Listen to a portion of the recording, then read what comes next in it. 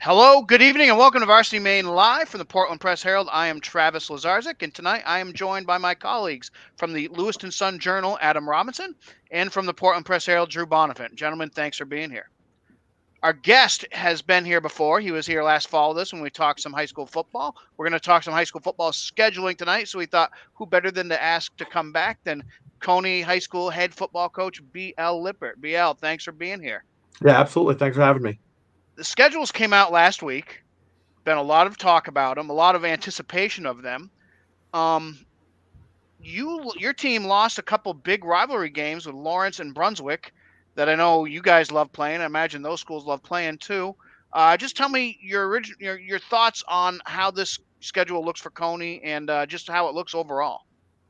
Yeah, I guess I'll start selfishly with Coney. We play Oxford Hills at Oxford Hills week one, just a tough game, which is fine. Obviously, there's going to be some crossovers, and then we play Massabesic week two. So we open up with our two crossovers right out of the gate, which could have some advantages, I suppose.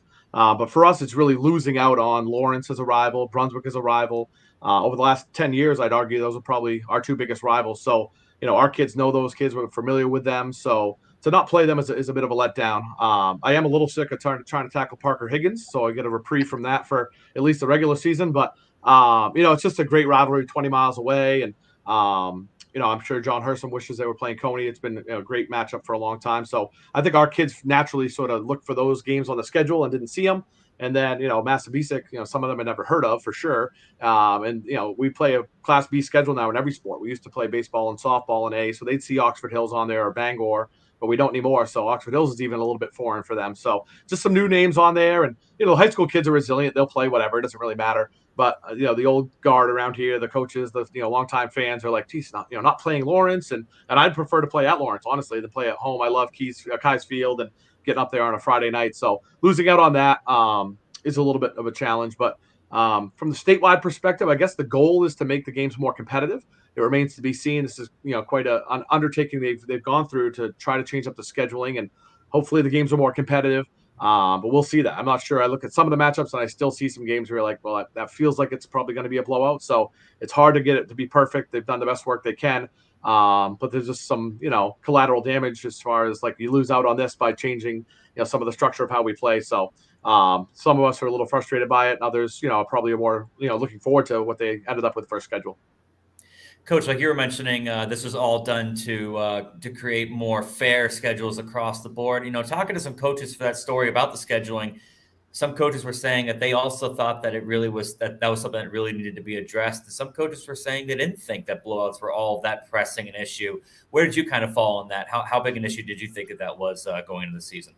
Yeah, I didn't think in the last couple of years, as soon as teams could petition down and still make the playoffs, we had a few teams in our league do that, petition down, and there weren't a ton of blowouts on our league. And I think for the upcoming season, we ranked our teams 1 through 10, and Mount Blue came out number 10. I'm not sure, that's accurate, but if they're number 10, that's a pretty good team to be at the bottom of the league. So I think our league this year would have been pretty competitive.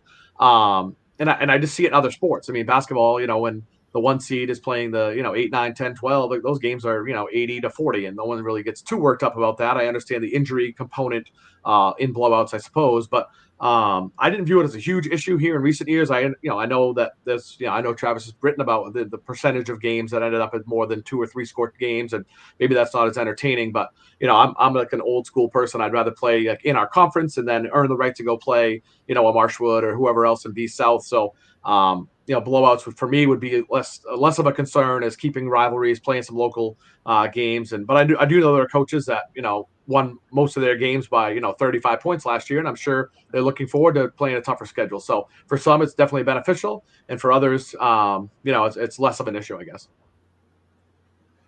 Yeah, BL. Randy Whitehouse was always right on top of the football class stuff at the Sun Journal, and I would listen to him try to learn things. Will Kramlich also understands it better than I do, but I've talked to some coaches, and some people think that we should go back to 3 classes. Or what do you think is the best way to maybe make it a little bit more even or have a little bit more parity in Maine football? Yeah, exactly that. I think if you go back to whether it's 14 teams in A or 16 and 20 roughly in B, 14 or 16 in C, and maybe even get rid of the north-south, declarations of who's in what league, at least for the regular season. That way, within A, you can get some more competitive games. So right now, Lewiston, for the last X number of years, Adam. I mean, they've struggled a little bit as EL, and they play TA, Scarborough, Oxford Hills, Bonnie Eagle every year. And so in some years, EL's played week 8, or I guess it's week 9 in Class A at Thornton Academy, lose 70-0. Then they got to get back on the bus next Friday and go back down for a 1-versus-8 game. So I think by broadening Class A to 14 teams, you can, whoever that is, whether that's Wyndham, Massabesic, you can get some competitive games. And if you're a Lewiston or an EL that's trying to rebuild, you play TA every other year, instead of, or maybe every third year. I don't know. We get the SEC scheduling, czars in to figure out how to make this competitive. But I think it would change up the matchups, and you could be a little bit more flexible within the conference. I think most coaches I've talked to would support that. I'm sure some that are on the cusp of being in A, moving up from B, are less likely to, vote for that. But I think for me, giving out 4 gold balls to 51 teams or whatever's left in 11-man feels, a little bit odd to me. So I think going back to 3, broadening out those classes and giving some flexibility to schedule within the class, maybe 1 crossover if you really needed to do that. But I think that would allow for some better matchups, in my opinion. I agree with you, Coach. We have 27 teams playing 8-man football now, which is great because, anything to keep struggling programs alive, I'm in favor of. But that's about a third of the high school football teams in the state now. Yeah. And I just don't see the need for 4 classes of 11-man when we have, a third playing this other brand of football. What do you think is the holdup? Why has that even been a non-starter with the MPA football committee? Because it doesn't seem like, despite the people like you and I, whoever, I mean, I don't get a vote, but, whoever say, hey, let's go back to 3, they just don't seem to want to entertain it. Yeah, I think, adding and subtracting classes is an undertaking that, whether it's the MPA or the committee, that's a big decision to make. I understand that. And I would ascertain from some of my conversations that, like I said, those that are, on the cusp of being, maybe if we were the next team into A, I wouldn't be as much of a proponent of this, but, we're at 600 and we are no danger of being in A anytime soon. But I think, some of those schools that are in power positions don't want to see that happen. The fact that, some of the schools in Southern Maine, are B schools, it just doesn't really add up in your head that, Portland's got a couple B schools there.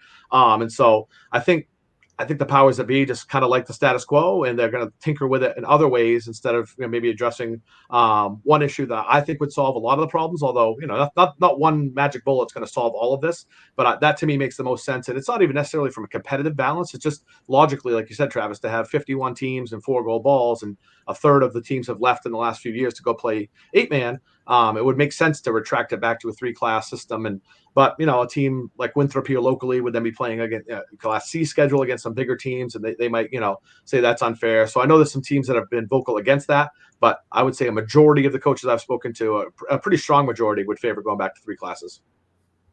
Yeah, one of the coaches I was talking to who was really a proponent of that was Tim Roach at Wells, and he also had a point that he made where he said he thought this scheduling dynamic now.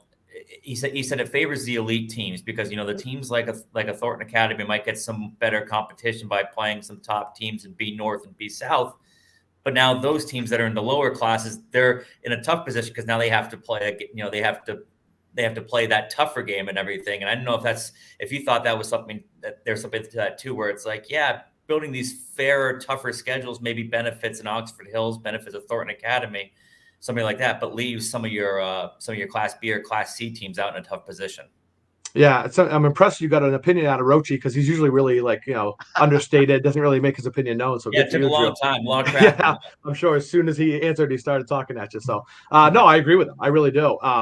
In Class B, the way it comes about, it just feels like, okay, the problem is in Class A. In Class B, you're going to be sort of the cannon fodder. We're going to throw you in there and you're going to play that game just because we got to find a schedule for these teams. And so that doesn't make you feel very good. I mean, maybe Marchwood feels differently because they've been the Class B for a long time and they feel like, yeah, this is really good to get 3 competitive Class A games. But I can say most teams in B North have not had a lot of success in these crossovers in recent years. So I don't think most of us are like, you know what, I can't wait to go to Oxford Hills week 1.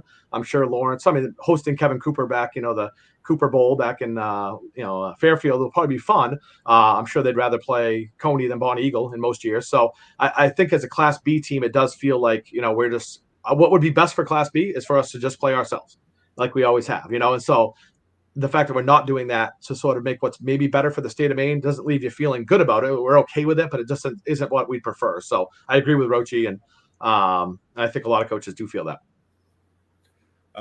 BL, you don't have to spend too much time because you're not on Class A, but I just wanted your opinion on some Class A schools going and playing New Hampshire teams. Yeah, I mean, I guess the difficulty is finding, 8 or 9 games for the top 3 or 4 teams in that league. So if you can go to New Hampshire, find some competitive games, and who knows, maybe in subsequent years we play 2 or 3 teams in New Hampshire if that becomes more competitive, venue for those guys. So I think it's a good idea to experiment with it, and I think this is the right year to do so. I'm under the understanding that next year will be a reclassification year. So this is kind of the last year of this cycle, and maybe toying with this will give them a better idea of how this could be altered moving forward. So I think it's the right year to try it. I think there'll be some kind of competitive matchups created that way. But again, it feels a little weird playing out of state teams, but we're not doing it, as you said, Adam. But it's an odd concept to me, but I think it's a pretty logical conclusion and a solution to a problem that's been presented of how do we give TA 8 or 9 games? How do we give Bonnie Eagle those same 8 or 9 games? So I appreciate the fact that they put in a lot of effort to do so. And anytime you cross state lines, I'm sure that becomes more difficult because they have their way they do scheduling and we have ours. So it took a lot of work, and I respect those guys for doing that. Just a point of clarification, I think this New Hampshire plan is going to be evaluated after the season, and they kind of went forward with that kind of condition that they'll get together and talk about how it went after the season. So I think it's something that's going to be scrutinized pretty closely in this first season that's being done. Yeah, I think it's a really good idea, and if they can go in there and find 5 or 6 competitive games, and maybe they expand that for Class A next year, and we get the crossover to New Hampshire. I'm sure, Drew, you would appreciate that. Mm-hmm, absolutely. All right. Well, while Drew lives free or dies, we will move on. BL, thanks for coming on and discussing football. There's a lot of changes coming to Maine high school football, and there's probably some more down the road. Yeah, appreciate it, guys. Have a good night. All right. That's BL Lippert from Coney High School. We will now move on to the Athletes of the Week. They are sponsored by Central Maine Power. Central Maine Power, we're committed to building a smarter, stronger, and more resilient grid at CMP, where Mainers invested in Maine. Learn more at cmpco.com. We will start with Carrie Drake from York Track and Field. The sophomore dominated the distance events to help the York girls win the Western Maine Conference Championships. Drake won the 1,600 meters by 5 seconds in a time of 5 minutes, 10.23 seconds, and the 3,200 by over a minute and 11:41.69. Colby Winship of Portland Baseball, the senior, filed a perfect game before giving up an infield single and a run with 1 out in the 7th inning. He did get the 2-1 win against Cheverus on Tuesday, thanks to Andrew Leger's 2-run triple in the 6th inning. Adriana Stinchfield from Mount Abrams softball, she struck out 14 and allowed 1 hit in the Roadrunners' 3-0 win over Oak Hill on Monday.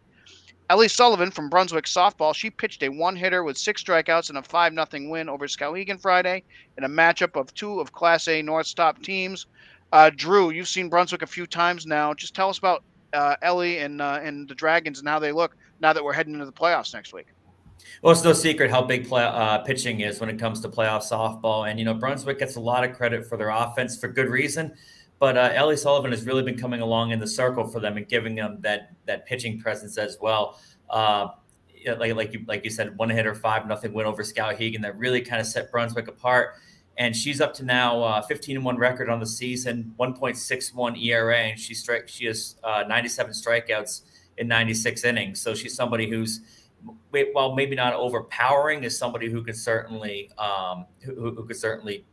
take down good lineups that she's going up against. And her coach Hugh Dwyer was saying that she's gotten better as the season has gone on. She's gotten stronger as the season has gone on. I saw them play against Camden Hills earlier in the season. She only struck out 4 that game. Seemed to be somebody who, even if she wasn't blowing hitters away, was still, avoiding hard contact and stuff like that. But if she's been adding the strikeout element to her game too, it just makes Brunswick all that more dangerous. They're already the top team in Class A and Class A North, and they might just be separating themselves here. I imagine they might see Skowhegan again in a few weeks here. Mm-hmm. Wouldn't be surprising at all. Drew Smith from Edward Little Baseball. Smith pitched a 2-hitter with 11 strikeouts in an 8-1 win over rival Lewiston on Tuesday. Ben Q, South Portland Boys Lacrosse. Ben, I hope I got your last name correct. The junior goalie made 14 saves in a 10-4 win Tuesday against Kennebunk as the Red Riots wrapped up a 10-2 regular season after winning just 1 game in 2021. Mia Coots, Nokomis softball, she struck out 18 and allowed just one hit and a 1-0 win over MCI on Wednesday. McKenna Druin from Edward Little Track and Field. Druin finished first in the 100-meter dash, 200-meter dash, 100-meter hurdles, and 300-meter hurdles at the KVAC Large School Championships. Adam, that's a pretty good 4 events to win in, and it sounds like she dominated them all. Yeah, she really did. She's just a sophomore.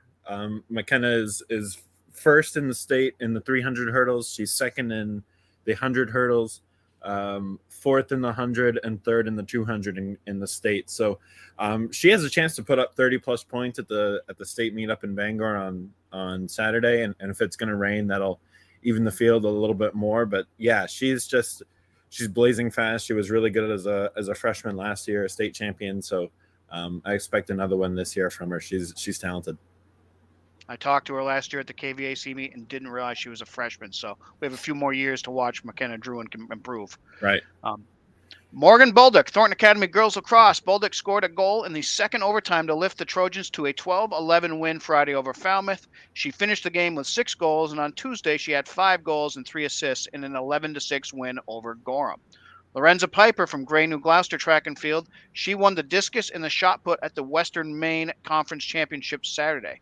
Harrison Griffiths from Scarborough Baseball. The sophomore pitched a 2-hit shutout Tuesday as the Red Storm won their 7th straight game, beating defending state champion South Portland 2-0. Scarborough will take a 12-4 record into the A South playoffs. Rosie Penenka, Freeport softball. She had a triple, double, single, and 5 RBI in a 13-12 loss to Wells Saturday, then hit a grand slam in an 11-4 win over Greeley on Tuesday. Brooke McKenney, Madison softball. She pitched a no-hitter and struck out 13 in the Bulldogs' 9-0 win over Monmouth Friday. Kevin Connolly from Chevrolet Baseball, the senior, one-hit Deering on Saturday in a 12-0 5-inning win, facing the minimum of 15 batters with 7 strikeouts and no walks, and he also homered and drove in 3 runs. Andrew Farr from Gorham Track and Field, the senior, was nipped at the finish of the 100-meter dash by Aiden Walcott of Bonnie Eagle, despite running the third fastest time in Maine history at 10.74 seconds, but he came back to set an SMAA record in the 400 meters in 49.08 seconds, another personal record, and also won the 200 meters at Friday's league championship meet in Falmouth. Sarah Prawl from Erskine Girls Academy Lacrosse scored 5 goals in a 12-3 win over MCI Nokomis. And finally, Olivia Catrone, Kennebunk Tennis, playing at number 1 singles. The freshman helped the Grams complete a perfect 12-0 regular season and earned the top seed in the Class A South tournament. Those are our athletes of the week. We have polls, which you can see on varsitymaine.com. These are voted on by our sports writers from around the state. We will start with baseball, where Thornton remains number 1 with 4 first-place votes and 58 points. Greeley picks up another first-place vote to go to 2 with them, 52 points. Bangor is still third at 48, followed by Oxford Hills at, Bangor at 48, Oxford Hills at 38, and then Falmouth is in 5th at 34. Adam, have you had a chance to see this Oxford Hills team? The baseball team, yes, they're strong. They have Eli Soren's probably their flamethrower, but they have a couple other relievers. I think Bangor in Class A is going to be the cream of the crop, and they lost to Bangor up on the road last week, so that'll be a tough matchup. But they have pitchers and hitters that can go with really anybody. Yeah.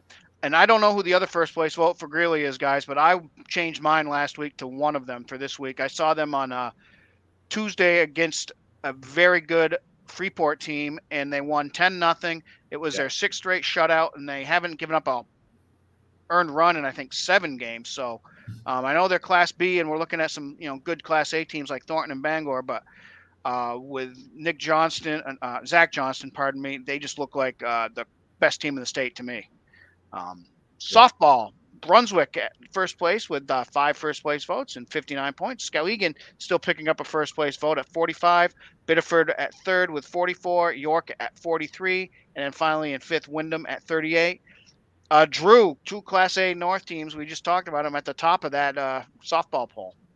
Yeah, Brunswick and Skowhegan are looking like they're kind of distancing themselves here. There's a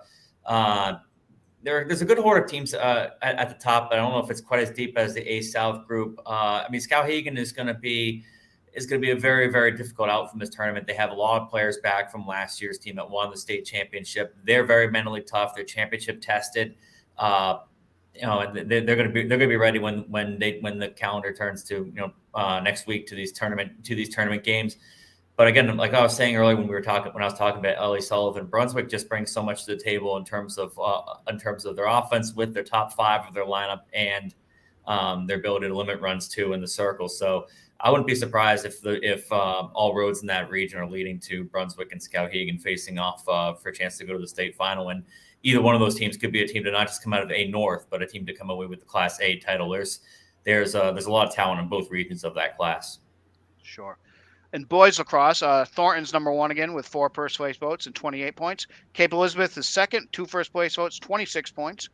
Third is South Portland with 14 points. Fourth is Scarborough with 12, and fifth is Yarmouth with 6. With the top 4 teams all from Class A South, that just looks like it's going to be a heck of a tournament, fellas. And you're just nodding along with me. Yeah. Okay. No, I mean, I agree. Yeah. And that's all we have to say. Let's move on to girls lacrosse. And Kennebunk been number 1 all season. They still are.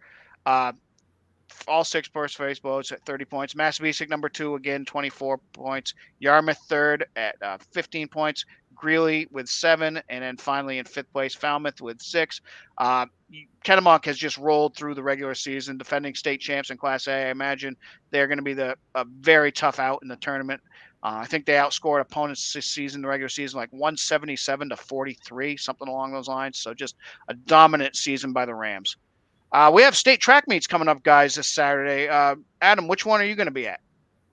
I'm going to be at the Class C meet in Lewiston High School, a really good venue now that they've redone the whole place.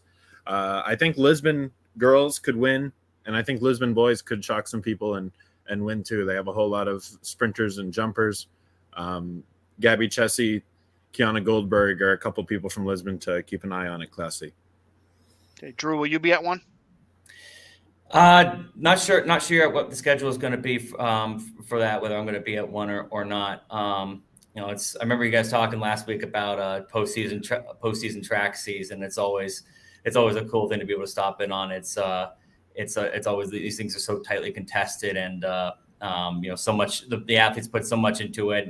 Especially when you get a meet that comes down to the final events, there's a real sense of tension that builds as it goes on, and so it's always people talk a lot about championship baseball time and softball and things like that, but track season, especially when you get to this time of year, gets pretty exciting.